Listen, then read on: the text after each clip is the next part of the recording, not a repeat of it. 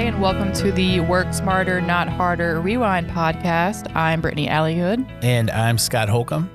And we're a part of the Program Accountability team in the Data Research and Accountability Department here at Wake County Public Schools. And throughout our Rewind series, as the newest members of our team, we've been taking a look back at our earlier episodes to shine a light on how our department has been helping staff navigate the self-monitoring process. Before we take a break from podcasting over the summer, we wanted to release one last bonus episode, wrapping up everything we've covered throughout this Rewind series. Yeah, so this season we've had a lot of great conversations about data, self-monitoring, logic models, and how all of these different pieces can connect in real program work across our district. Yeah, we also introduced the topic of data visualization and common types of data stories we encounter in our work. And today we want to bring it all together, not just as a recap, but we want to highlight the bigger story that's been building across each episode regarding how we use that data, those visuals, and the storytelling in our work. Right.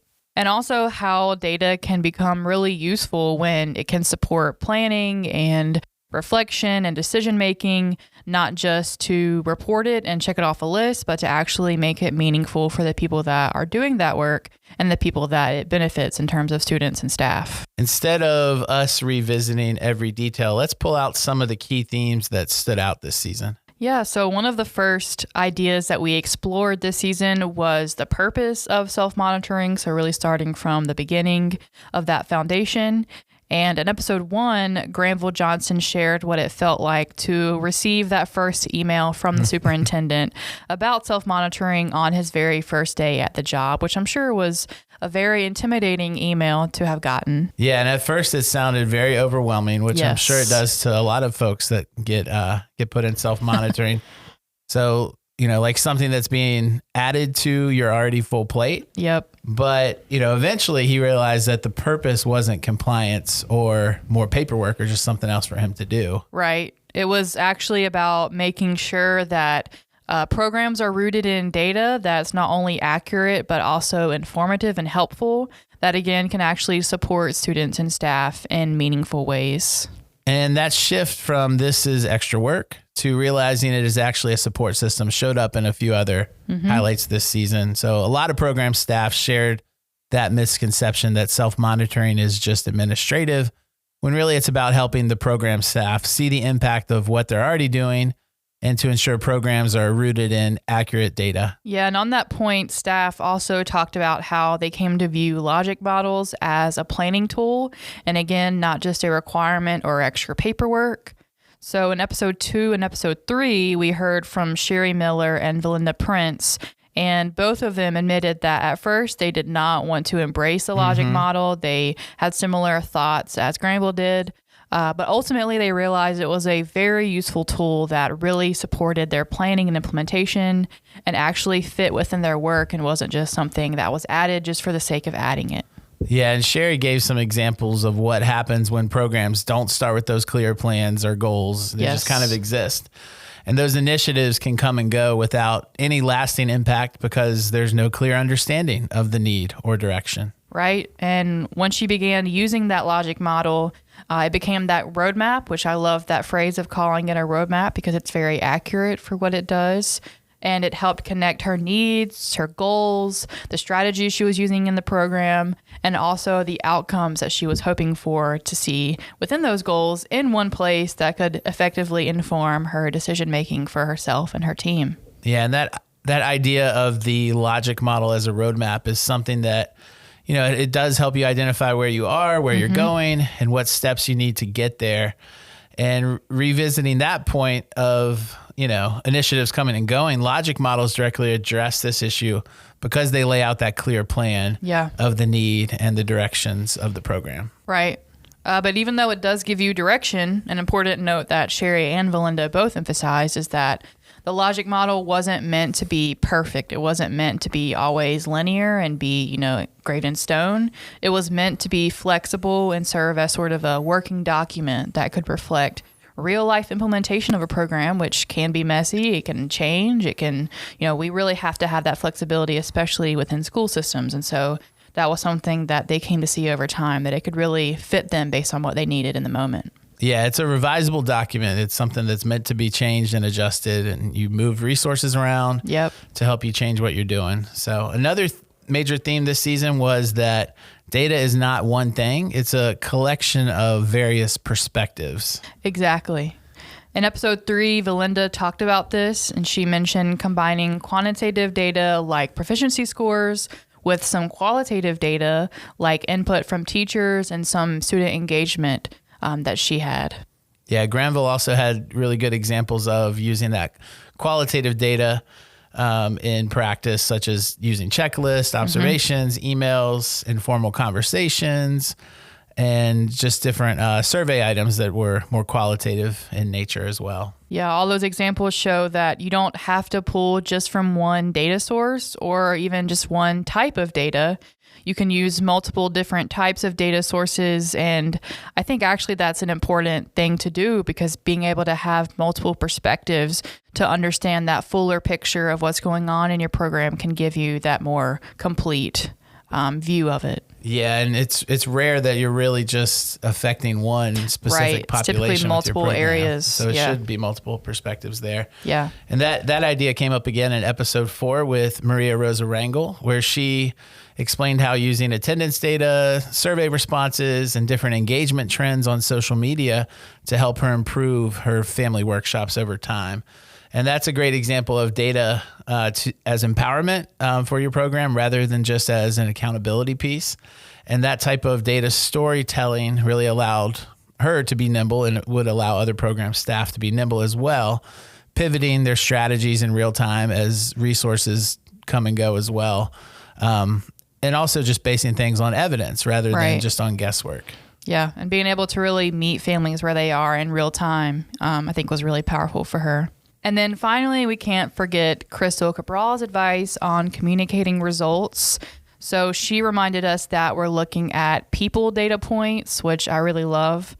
And again, those can be little pieces of a student story or a teacher story that can really show us what's going on within our program. And also, Crystal emphasized moving from our macro district level data all the way down to micro level data that teachers can use within their specific classrooms.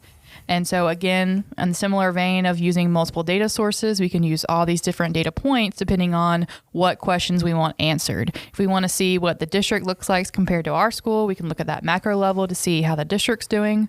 Or we might want to know what a specific teacher is doing within their classroom.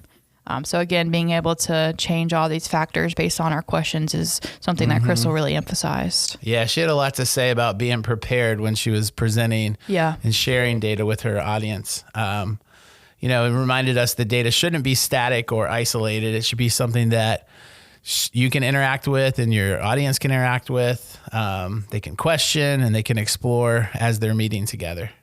Yeah. And again, like we talked about a lot in our last episode, data doesn't always have to be just numbers. We talked about all the different types of data stories. And so it can be people's words, people's experiences, certain topics that are preferred during workshops. All different types of things can be considered data. And I think that was something that we really appreciated, was the variety that exists within all the different specific programs that we have across our district. And since we're wrapping up our first season as podcast hosts, I wanted to ask you, Brittany, how has this experience been for you, going from being a program evaluator and researcher to a part-time podcast host here? Yeah, it's been fun. I think, we get so caught up, in our own bubble of how we talk and the language that we use within data and research. But I think being able to see it on sort of a basic, layman's term level of how people interact with data every day, it's a reminder that there's all these things that we consider data that, traditionally may not be considered data. But looking at like Granville talking about the emails and anecdotes that he used, or Maria Rosa looking at engagement on Facebook posts, that's not something that we may typically encounter within research or statistics, but it's so valuable for program staff. And so I think getting that sort of bird's eye view of what goes on within the district is really important. What about you? Yeah, I guess transitioning to being a podcast host has been a unique experience. I've enjoyed it. It's similar to the work we already do in DRAs, where we're taking complex information and sharing it in a way that makes sense to other people. Yeah. Making it more digestible and just engaging with a broader audience, kind of as we do a lot of times. But I do enjoy the storytelling side, getting to do that. And I'm happy that we don't have to deal with the technical side of things. Yes, that is not my forte. I will leave that to our producer. Yes. So what can our listeners expect when we return later this summer? Yeah, so in our last 2 episodes, we talked a lot again about the importance of data visualization using Stephanie Evergreen's book and concepts of telling data stories. But next season, we're going to be doing a deeper dive into how to actually make good visualizations. So like we've touched on before, we want to use good data visualizations to help someone understand the story of our data and not just add a visualization just to have it or just to add noise or decoration. We want to make sure that it's actually helping us show that meaning. And so in the next season, we're going to, again, actually show how do we build and visualize these data using tools like Excel and some other tools that many of you probably already have on your devices. Mm-hmm. It's going to be a very hands-on season for our podcast when we return. Hopefully have that in video format. So again, leaving that to a technical expert, not me or you, but... And something we may also explore, providing some tips and recommendations to program staff on using AI in data situations. If we don't do that in podcast form, we may also address this via other resources we develop for our colleagues. Mm-hmm. Yeah, we're excited to help everyone continue their journey to work smarter, not harder. And we've covered how to choose the right data story. So now I'm looking forward to diving into how to make the right chart for that data story. So thank you again for joining us in our journey of being podcast hosts for the first time. We appreciate you tuning in and listening to this bonus episode to wrap up our Rewind series and listening as we explored all of these great ideas with our colleagues across the district. Thank you again to our talented producer, Daniel Bunce, for handling all the technical aspects that Scott and I cannot do. Nope. And again, thank you to my lovely co-host, Scott Holcomb. Yeah, thank you, Brittany. And thanks to WCPSS student Sasha Wilson from Millbrook High School for providing our theme music for this season. And we will see you later.